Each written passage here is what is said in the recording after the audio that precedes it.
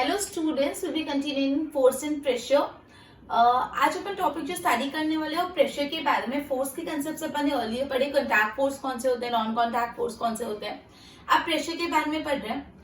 अब basically pressure को explain करते हुए एक एग्जाम्पल के थ्रू एक्सप्लेन किया है। मतलब जो कैमल्स होते हैं वो सैंड में वॉक करते हैं, डिजर्ट में वॉक कर सकते हैं, वो लॉन्गर डिस्टेंस बहुत अच्छे से जो कैमल्स होते हैं वो डिजर्ट में वॉक कर सकते हैं विदाउट सिंकिंग।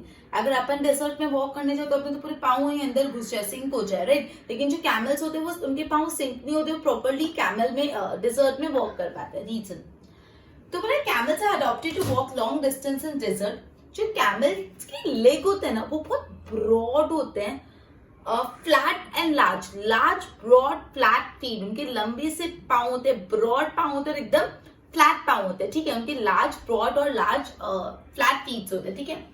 इससे क्या होता है, this help them in spreading their weight on sand. इससे जो वेट होता है उनका, जो उनका वेट होता है वो पूरा का पूरा स्प्रेड हो जाता है। जो उनका वेट होता है कैमल्स का वो स्प्रेड हो जाता है and prevent them from sinking, जिससे वो सिंक नहीं होते। मतलब जो उनके लंबी से जो लॉन्ग और ब्रॉड लेग्स है ना उस पे वेट स्प्रेड हो जाता है, जिससे वो लोग अंदर सिंक नहीं करते। अब नॉर्मल सी एक सिंपल सी मैं आपको बात बताऊं, फोर्स और प्रेशर की मैं बात बताऊं। अब देखो प्रेशर मतलब क्या होता है नॉर्मल टर्म्स में, अगर मैं बोलूं फोर्स कितना लगा रहे हैं पर यूनिट एरिया। सपोज ये एक हैंड है मेरा, ये एक यूनिट एरिया मानो, इसमें मैं जितना फोर्स अप्लाई कर रही हूँ पर यूनिट एरिया, उसको बोलते हैं प्रेशर। एक यूनिट एरिया में, एक यूनिट एरिया आप कितना भी ले सकते हो, एक यूनिट एरिया में जितना फोर्स अप्लाई करते हैं उसको प्रेशर बोलते हैं। जितना फोर्स हम अप्लाई करें पर यूनिट एरिया उसको बोलते हैं प्रेशर। अब इतनी बात समझो, सिंपल है, प्रेशर और एरिया दोनों इनवर्सली प्रोपोर्शनल है। प्रेशर और एरिया दोनों इनवर्सली प्रोपोर्शनल है। कैसे? अगर एरिया ज्यादा होगा तो प्रेशर कम लगेगा, एरिया कम होगा तो प्रेशर ज्यादा लगेगा। अब इसको समझने के लिए एकदम सिंपल सा एग्जांपल समझते हैं। फॉर एग्जांपल एकदम सिंपल, आपको किसी की ना लैप में बैठना है, आपको किसी की लैप में बैठना है। अब आप किसी की लैप में जो बैठे हो तो आप उसके सिर्फ एक लेग पे बैठे हो तो उसको ज्यादा प्रेशर आएगा। अगर आपने अपना पूरा वेट, आपने जो पूरा वेट होता है किसी के एक लेग में बैठ के आप एक लेग में बैठे हो तो उसको वेट ज्यादा आएगा, प्रेशर ज्यादा आएगा। बट अगर वही वेट दो लेग शेयर कर ले, मतलब आप किसी के लैप में बैठे हो और उसके लैप में दोनों लेग्स के ऊपर बैठे हो तो प्रेशर कम आएगा। तो ऑब्वियस की बात, जब एक लेग पे आप बैठे थे तो उस पर ज्यादा प्रेशर आ रहा था। क्यों? बिकॉज एरिया कम था तो प्रेशर ज्यादा आया।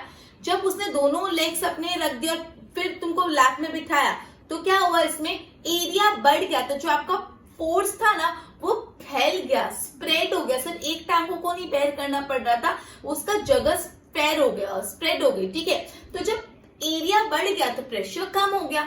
एकदम सिंपल कंसेप्ट है। पहले अपन पढ़े प्रेशर क्या होता है। तो प्रेशर ये होता है फोर्स पर यूनिट एरिया। एक यूनिट एरिया में आप जितना फोर्स अप्लाई कर रहे हो उसको प्रेशर बोलते हैं। फिर इतनी बात समझना, जो प्रेशर और एरिया दोनों उल्टे होते हैं। जितना कम एरिया उतना प्रेशर ज्यादा लगता है और जितना एरिया ज्यादा होता है प्रेशर कम। जैसे मैंने आपको समझा, आप किसी के एक लेग पे बैठे हो तो प्रेशर बहुत आएगा उस लेग पे। क्यों? बिकॉज एरिया कम है और उस एरिया में आपका पूरा फोर्स लग रहा है। लेकिन दोनों लेग पे बैठोगे तो एरिया बढ़ जाएगा, एरिया बढ़ जाएगा तो प्रेशर भी ज्यादा एरिया में डिवाइड हो जाएगा, इसलिए प्रेशर कम हो जाएगा।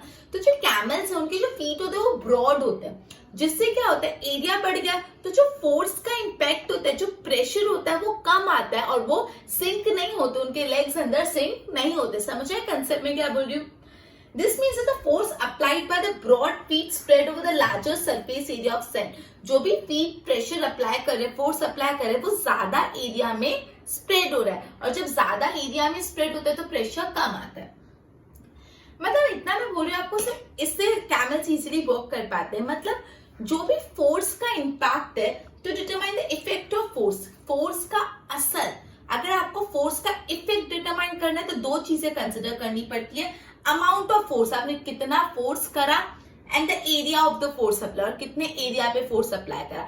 Amount of the force in the area of force, ठीक है। अब देखो जैसे मैंने आपको बताया कि जो प्रेशर होता है वो क्या होता है, फोर्स पर यूनिट एरिया। एक यूनिट एरिया पे आप जितना फोर्स अप्लाई करते हो उसको प्रेशर बोलते हैं। फिर बोला मैंने कि अगर एरिया कम होगा तो प्रेशर ज्यादा, एरिया ज्यादा तो प्रेशर कम। अब इसको एग्जाम्पल दिए, सपोज एक बटर कट करना है, बटर को आप एक ना ब्लंट नाइफ से कट करो। ब्लंट नाइफ मतलब जो जिसकी धार तेज नहीं है, शार्प नहीं है, ब्लंट है नाइफ, तो उसको ना कट तो हो जाएगा बटर, लेकिन थोड़ा बटर को कट करने में टाइम लगेगा। ठीक है, बटर को कट करने में टाइम क्यों लग रहा है? बिकॉज प्रेशर कम अप्लाई हो रहा है। प्रेशर क्यों कम अप्लाई हो रहा है? क्योंकि जो ब्लंट नाइफ होता है उसका एरिया ज्यादा होता है। जो ब्लंट नाइफ होता है उसका एरिया ज्यादा होता है, इसलिए अपन को प्रेशर ज्यादा अप्लाई करना पड़ रहा है, जिससे टाइम लग रहा है उसको कट होने में, थोड़ा डिफिकल्टी हो रही है, क्योंकि एरिया और प्रेशर इनवर्सली रिलेटेड है। वही बटर को आप एक शार्प नाइफ से कट करो, शार्प नाइफ से कट करोगे ना तो फटाफट हो जाएगा। फटाफट क्यों होगा? बिकॉज एरिया कम होता है। जो शार्प नाइफ का जो एरिया ऑफ कंटैक्ट होता है ना, उसकी धार बहुत तेज होती है। शार्प नाइफ का जो एरिया ऑफ कंटैक्ट कम होता है, जब एरिया ऑफ कंटैक्ट कम होता है तो प्रेशर ज्यादा लगेगा, तो ज्यादा प्रेशर लग के वो इजिली कट हो जाएगा। समझ आया? वापस एग्जाम्पल समझा रही हूँ। आप कोई भी चीज समझने से पहले इतना ध्यान रखना, प्रेशर मतलब होता है फोर्स पर यूनिट एरिया, और प्रेशर और एरिया इनवर्सली प्रपोर्शनेट है। एरिया ज्यादा होगा तो प्रेशर कम लगेगा, एरिया कम होगा तो प्रेशर ज्यादा लगेगा। फिर अपन इसको एक नाइफ के एग्जांपल से पढ़ा। अगर एक आप ब्लंट नाइफ से कोई भी चीज कट करो तो टाइम ज्यादा लगता है, शार्प नाइफ से इजीली हो जाता है। क्यों? क्योंकि ब्लंट नाइफ जो होता है उसका जो एरिया ऑफ कंटैक्ट ज्यादा होता है। एरिया ऑफ कंटैक्ट ज्यादा मतलब प्रेशर कम लग रहा है, तो थोड़ा तकलीफ हो रही है, प्रेशर कम लग रहा है इसलिए। उसके बाद जो शार्प नाइफ होता है उसका जो एरिया ऑफ कंटैक्ट है वो कम होता है, तो प्रेशर ज्यादा लगेगा, तो इजीली वो कट हो जाता है। तो आपको पूछ सकते हैं रीजन में क्यों शार्प नाइफ से इजीली कट हो जाता है, ब्लंट नाइफ से टाइम लगता है। तो ये कंसेप्ट आपको समझाना पड़ेगा। ठीक है, तो अब मैं अगर इसको फॉर्मूला बेस में लिखूं तो मैं लिख सकती हूँ pressure is equal to force upon unit area. Force upon unit area, यही तो पढ़ रहे, pressure is equal to force acting on a unit area, तो pressure is equal to force upon unit area. Simple, board पे ध्यान दो। Camels are camels are adopted to walk long distance in desert. Hence they have, उनके feet कैसे होते हैं? Large, broad, flat feet. This help in spreading their weight on sand. उनके जो broad feet होते हैं, उनसे उनका जो weight होता है वो sand पे spread हो जाता है, and prevent them from sinking. मतलब और वो sink नहीं कर पाते because ज्यादा area में उनका weight spread हो जाता है। This means force applied by the broad feet spread over the larger surface area. वही मैंने आपको बात बताई, मतलब जो उनके बड़े से ब्रॉड फीट जो फोर्स अप्लाई कर रहे वो ज्यादा एरिया में फैलता है, और ज्यादा एरिया में फैलेगा मतलब प्रेशर कम लगेगा, इसलिए वो अंदर सिंक नहीं करते। Simple. It makes easy for the camel to walk on soil. The factors that determine the effect of force are, जो भी फैक्टर्स जो इफेक्ट ऑफ फोर्स डिटरमाइन करते हैं वो होता है amount of force applied and the area of force applied. कितना force apply किया, किसने एरिया में फोर्स अप्लाई किया, right? More the force acting on a unit area, more is the impact. जितना ज्यादा फोर्स लगाओगे उतना असर, इम्पैक्ट तो ज्यादा आएगा। Example, try to cut a butter with a blunt knife. Blunt knife मतलब जिसकी धार तेज नहीं हो, जिसकी धार तेज नहीं मतलब उसका एरिया ऑफ कॉन्टैक्ट ज्यादा है। You will able to cut it, आप कट तो कर पाओगे, but you have to apply more force, ज्यादा फोर्स अप्लाई करना पड़ेगा, बिकॉज एरिया ऑफ कॉन्टैक्ट ज्यादा है तो प्रेशर कम लगेगा, इसलिए फोर्स अपन को ज्यादा अप्लाई करना पड़ेगा, इजीली कट नहीं होगा। Try to cut a butter with a sharp knife. Sharp knife में एकदम तीखी धार है, जिसकी तीखी धार होती है, शार्प नाइफ होता है, उसका एरिया ऑफ कॉन्टैक्ट कम होता है, तो कटिंग बटर ज्यादा इजी हो जाता है। Area of contact is small, so less force is applied. अगर एरिया ऑफ कॉन्टैक्ट कम होता है तो फोर्स कम लगाना पड़ेगा ना। Pressure is equal to force applied per unit area, जो मैं कब से एक ही बात बोल रही हूँ, pressure is equal to force applied per unit area. Smaller the area greater the pressure. मैंने आपको बताया जो एरिया ऑफ प्रेशर है इनवर्सली रिलेटेड है। स्मॉलर द एरिया, जितना कम एरिया, ग्रेटर द प्रेशर।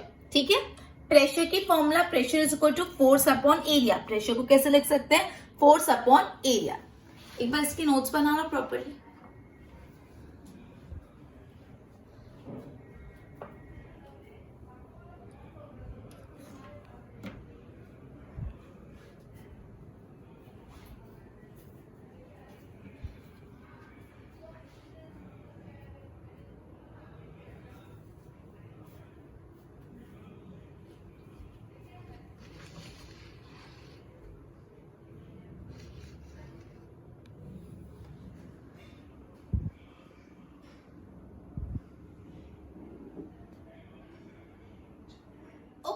अपन ने ये पढ़ा जो फोर्स होता है वो होता है जो प्रेशर होता है वो होता है force upon unit area. Pressure की फॉर्मूला है force divide by unit area, right. तो अब जो फोर्स होता है उसकी एसआई यूनिट होती है न्यूटन और जो एरिया है उसकी यूनिट होती है मीटर स्क्वायर। जो फोर्स होता है उसकी एसआई यूनिट होती है न्यूटन और जो एरिया होता है उसकी एसआई यूनिट होती है मीटर स्क्वायर। तो प्रेशर की एसआई यूनिट क्या होगी? Newton meter square. समझा? वापस pressure is equal to force upon area होता है। तो जो फोर्स होता है उसकी एसआई यूनिट होती है न्यूटन और जो एरिया की एसआई यूनिट होती है मीटर स्क्वायर।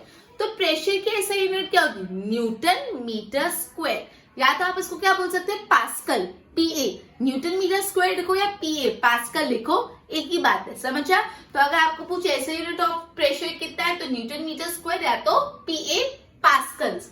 क्लियर एकदम? बोर्ड पे ध्यान दो। अपन ने क्या पढ़ा? Force is equal pressure is equal to force upon area. Force की एसआई यूनिट होती है न्यूटन और एरिया की एसआई यूनिट होती है मीटर स्क्वायर। तो प्रेशर की एसआई यूनिट क्या होगी? Newton meter square. Simple.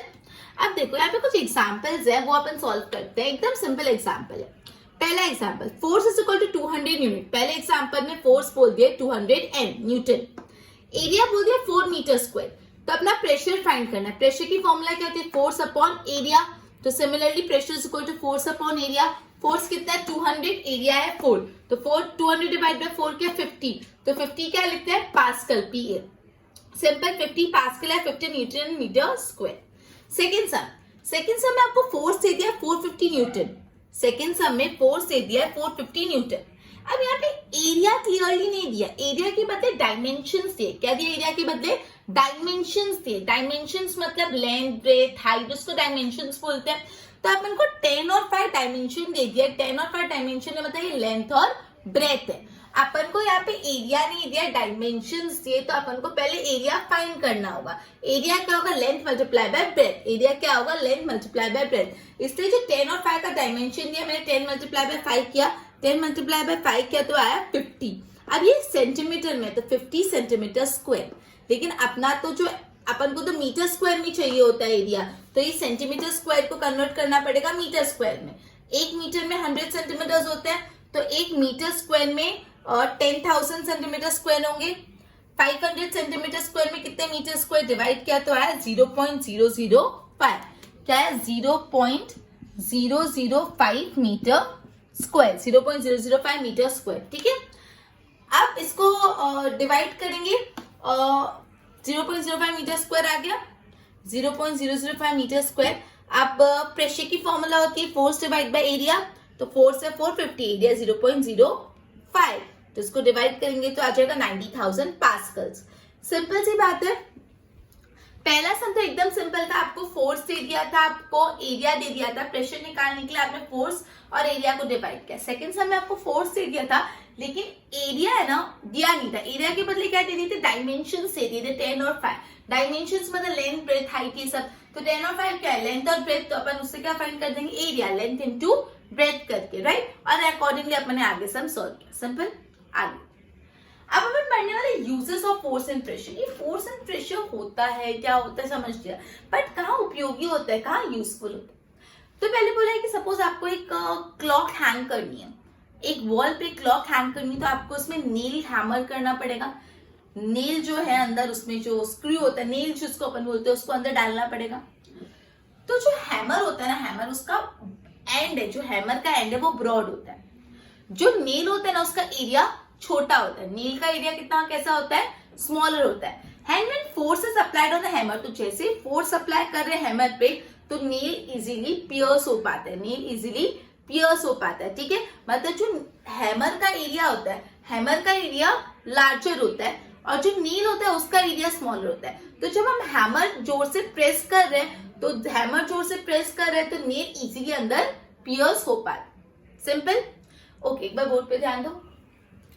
Force is measured in Newton and area is measured in meter square. तो SI unit of pressure is Newton meter square. ये अपन ने example solve किया, अभी मैंने ऑलरेडी करा दिया है। अब uses of force and pressure to hang a wall on the clock, we need to beat a nail with a hammer. अगर आपको क्लॉक हैंग करनी है वॉल पे तो आपको नेल को हैमर से बीट करना पड़ेगा, नेल को हैमर से बीट करना पड़ेगा। जो हैमर होता है उसके एंड्स जो होते हैं ना ब्रॉड होते हैं, हैमर के जो एंड होते हैं वो ब्रॉड होते हैं। जो नेल होता है ना उसका स्मॉलर एरिया होता है, जो नेल का एरिया होता है वो स्मॉलर होता है। Hand and force is applied on the hammer, जैसे हैमर पे अपने हाथ का फोर्स पड़ता है तो नेल इजीली अंदर पियर्स हो जाता है। क्लियर? एक बार इसकी नोट्स बनाओ प्रॉपर्ली।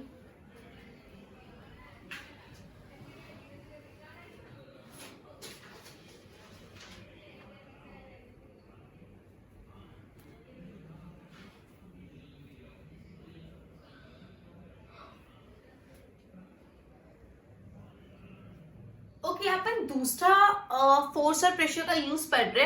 एक अपन ने पढ़ा था जो हैमर और नील का, अब दूसरा अपन पढ़े सीजर। अपन सीजर से कोई चीज को कट करते हैं, जो सीजर के एंड्स होते हैं ना वो एकदम शार्प होते हैं। कैसे होते हैं? एंड्स एकदम शार्प होते हैं। एंड्स शार्प होते हैं मतलब जो उनका एरिया ऑफ कंटैक्ट कम होता है। जैसे अपन ने अर्लियर भी पढ़ा था, जो नाइफ अगर शार्प होगा तो उसका एरिया ऑफ कंटैक्ट कम होगा। तो उसी तरह जो भी सीजर्स के एंड्स होते हैं वो शार्प होते हैं। शार्प होते तो एरिया ऑफ कंटैक्ट कम है, एरिया कम होते तो क्या ज्यादा होता है? प्रेशर ज्यादा अप्लाई होगा। एरिया कम है तो ज्यादा प्रेशर लगेगा और इजीली चीज कट हो जाएगी। वापस ध्यान देना, जो सीजर्स होते हैं, सीजर्स के जो एंड्स होते हैं ना वो शार्प होते हैं। सीजर्स के एंड शार्प होते हैं। एंड शार्प है मतलब जो एरिया है वो कम है। जब एरिया कम होता है तो प्रेशर ज्यादा अप्लाई होता है और इजीली जो भी चीज को आप कट कर रहे हो वो कट जाता है। समझ आया? नेक्स्ट, जो स्नो शूज होते हैं, जो स्नो में चलने के जो पर्टिकुलरली शूज होते हैं वो बहुत ब्रॉड होते हैं। आपने देखा होगा जो स्नो में चलने के शूज होते हैं वो बहुत ब्रॉड होते हैं। स्नो में चलने के शूज बहुत ब्रॉड होते हैं तो body weight spread over a larger area. तो जो बूट्स होते हैं, जो स्नो शूज है वो ब्रॉड होते हैं तो अपने जो बॉडी का वेट है वो ज्यादा एरिया में स्प्रेड होता है। अगर ज्यादा एरिया में स्प्रेड होगा तो प्रेशर कम लगेगा, एरिया ज्यादा होगा तो प्रेशर कम लगेगा। कम प्रेशर लगेगा इसलिए हम स्नो में अंदर घुस नहीं जाते और स्नो में वॉक कर पाते हैं। वापस ध्यान दो। चलो अपन बोले जो स्नो बूट्स होते हैं, जो स्नो बूट्स होते हैं उनका जो बेस होता है वो बहुत ब्रॉड होता है। ब्रॉड होता है मतलब अपना जो बॉडी का वेट होता है ना वो लार्जर एरिया में स्प्रेड हो जाता है। बॉडी का वेट जब लार्जर एरिया में स्प्रेड हो जाता है तो प्रेशर कैसा होता है? कम लगता है। प्रेशर कम लगने से कारण हम स्नो में अंदर डग नहीं जाते, स्नो में सिंक नहीं हो जाते, स्नो में पाँव नहीं चले जाते। उस वजह से हम वॉक कर पाते हैं। सेम कैमल वाला कंसेप्ट है। जो कैमल के लेग्स होते हैं वो ब्रॉड होते हैं, कैमल्स के लेग ब्रॉड होते हैं तो जो बॉडी वेट होता है वो लार्जर एरिया में स्प्रेड हो जाता है। लार्जर एरिया में स्प्रेड हो जाता है तो प्रेशर कम लगता है। प्रेशर कम लगता है तो उनके लेग्स अंदर सिंक नहीं होते। उसी तरह जो स्नो बूट्स होते हैं उसमें लार्जर एरिया होता है, लार्जर एरिया होता है तो प्रेशर कम लगता है और प्रेशर कम लगता है इसलिए स्नो में अपन अंदर चले नहीं जाते। समझ आई बात? और भी फोर्स और प्रेशर के यूजेस है वो अपन नेक्स्ट लेक्चर में पढ़ेंगे। एक बार अभी जितना भी करा उसको सम अप कर लेते हैं। आज अपने प्रेशर का कंसेप्ट स्टार्ट किया। सिंपल सी बात, जब भी प्रेशर है तो आपको ये ध्यान आना चाहिए फोर्स पर यूनिट एरिया। एक यूनिट एरिया में जितना फोर्स अप्लाई करते हैं उसको प्रेशर बोलते हैं। तो प्रेशर इज इक्वल टू क्या हो गया? Force upon area, right? अब एरिया और प्रेशर इनवर्सली प्रोपोर्शनल है। अगर एरिया ज्यादा होगा तो प्रेशर कम, एरिया कम होगा तो प्रेशर ज्यादा होगा। जो pressure is equal to force upon area, force का ऐसा यूनिट होता है न्यूटन और एरिया का मीटर स्क्वायर। तो प्रेशर का क्या होता है? न्यूटन मीटर स्क्वायर, या तो आप उसको पास्कल भी लिख सकते हो, राइट? फिर अपन ने 2 एग्जांपल्स पढ़े थे। फिर अपन ने पढ़ा examples uses of force and pressure, जो अपन ने 3 ही देखे आज खाली। पहला नील हैमर करने वाला, फिर सीजर वाला और स्नो बूट्स वाला। आई होप इतना क्लियर हुआ। एक बार बोर्ड पे ध्यान दो। सीजर की शार्प एंड्स होते हैं, शार्प कटिंग एजेस होते हैं। शार्प कटिंग एजेस तो force on smaller area, smaller area तो प्रेशर ज्यादा। Snow boots body weight spread over a larger area, snow boot में जो बॉडी का वेट है लार्जर एरिया में स्प्रेड होता है तो एरिया ज्यादा तो प्रेशर कम। ठीक है? आई होप इतना क्लियर हुआ। इसके एक बार नोट्स बना लो। Good bye everyone.